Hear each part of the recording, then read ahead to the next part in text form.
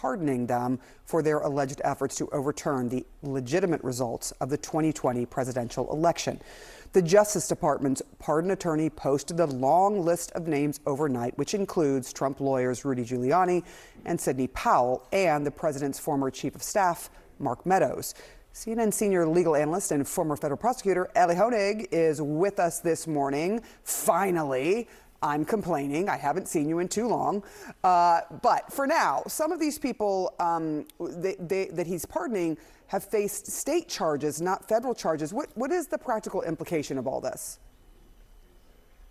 Right, Sarah. So this is a presidential pardon, so it only impacts federal criminal cases. So as you said, several of these people are currently being prosecuted at the state level relating to the fake electors scheme in Wisconsin, Michigan, Nevada, Georgia, and Arizona. So the pardons have no impact on those state prosecutions. Now, it's worth noting those state prosecutions are largely in the process of collapsing or have collapsed in their own right, but the pardon has no impact. Also, pardon has no impact on any civil lawsuit. So, for example, Rudy Giuliani has been found liable for millions of dollars in defamation for statements that he made against Georgia election workers. That verdict, that liability is completely unimpacted, no impact by this pardon. The only thing it could impact is federal criminal cases. None of these people have been charged federally with any crimes.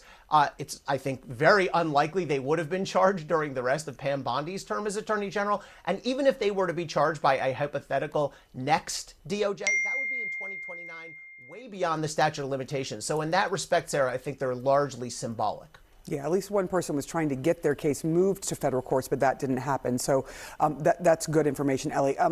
Can you talk about the larger trend that seems to be happening here when it comes to the DOJ and what happened on January 6th?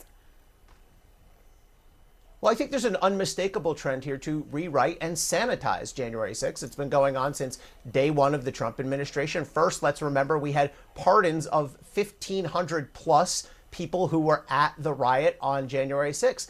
Then we had firings of dozens of career prosecutors and law enforcement agents who were simply doing their job in prosecuting those cases. Then a week or two ago, we saw two veteran DOJ prosecutors suspended because they happened to reference January 6th as a mob and as a riot.